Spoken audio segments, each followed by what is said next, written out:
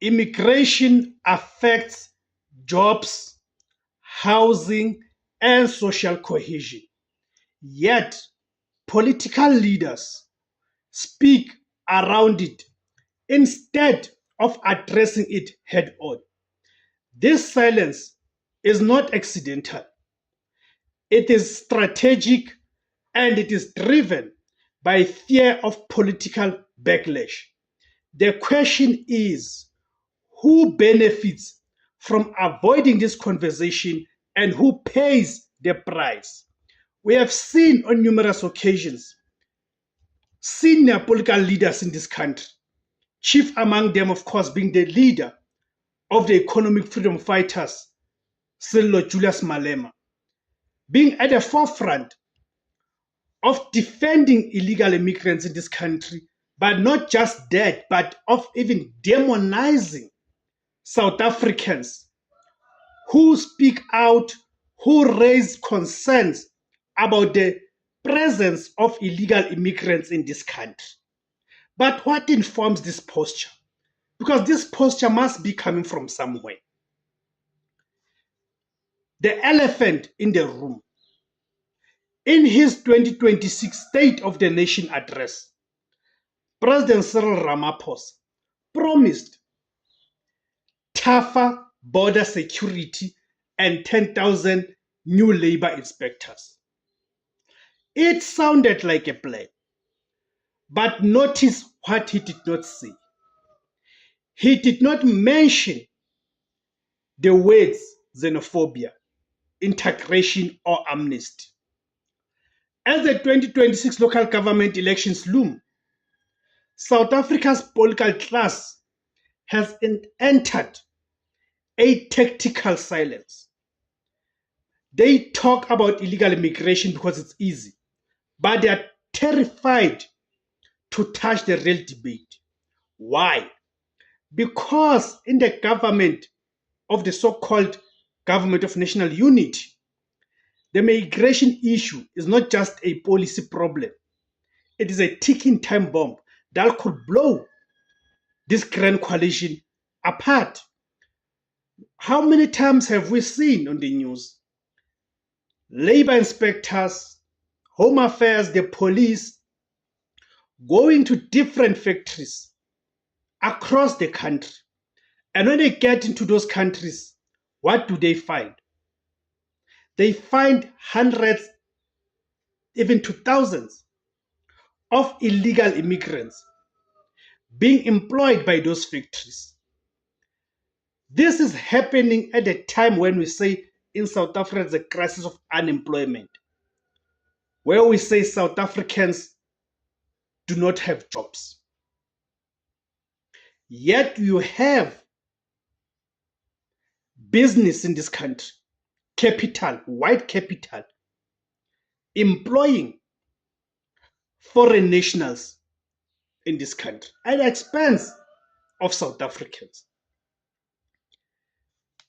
Immigration, the taboo of the so-called Government of National Unity. The GNU paralysis. Three worlds colliding. The primary reason for the silence is the ideological deadlock within the cabinet.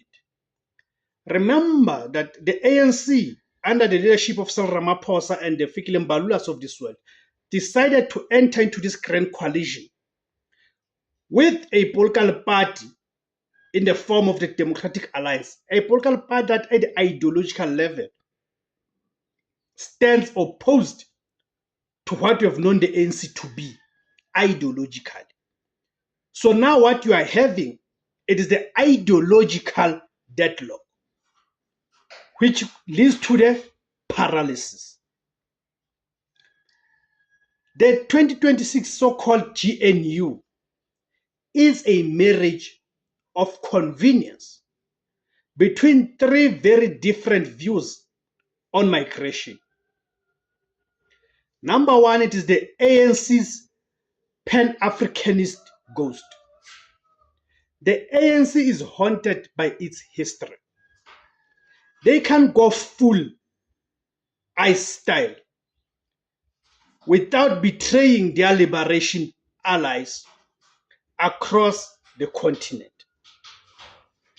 Ramaphosa's recent rejection of Trump-style cruelty was a direct shot at his own coalition partners.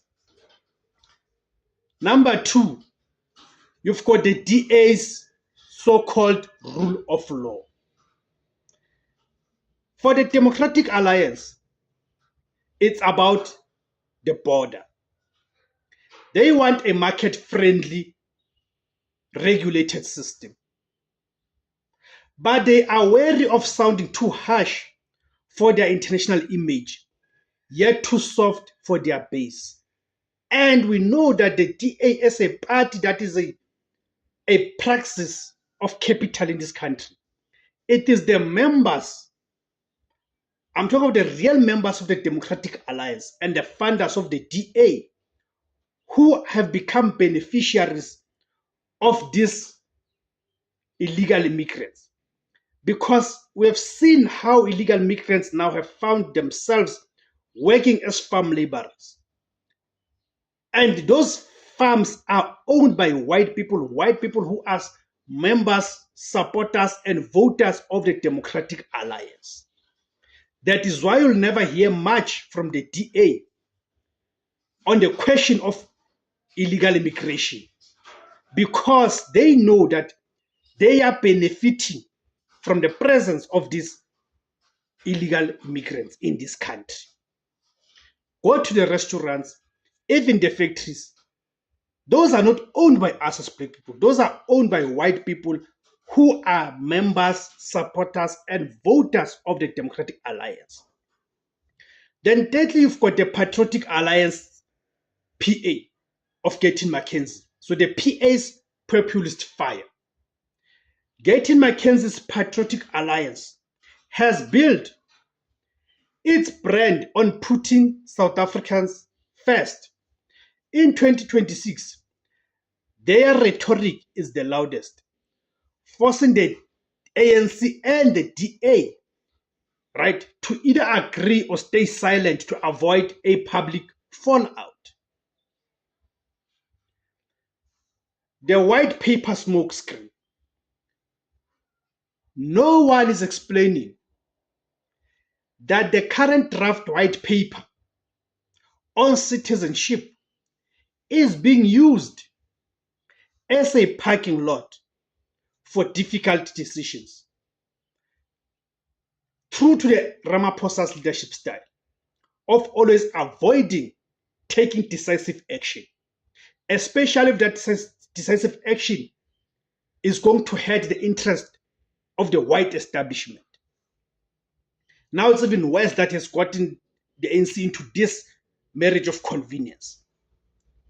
The merit-based trap. The 2026 white paper proposes a merit-based system for citizenship. While it sounds efficient, critics like Al Jamaa warn it creates a regional buffer for the West, filtering out the poor and keeping the skilled. The scapegoat strategy. Political analysts have argued that leaders are avoiding the debate by framing it entirely as a security issue.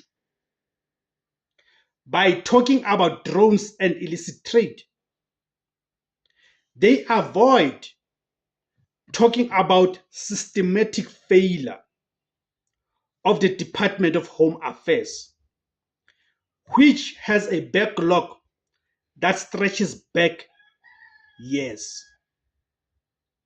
You won't hear a leader in 2026 talk about how migrant-owned businesses contribute to the informal economy or fill critical skill gaps.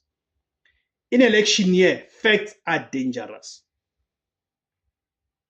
The 2026 election gag. The most cynical reason for the silence, the 2026 local government elections. fear of the Tutula effect.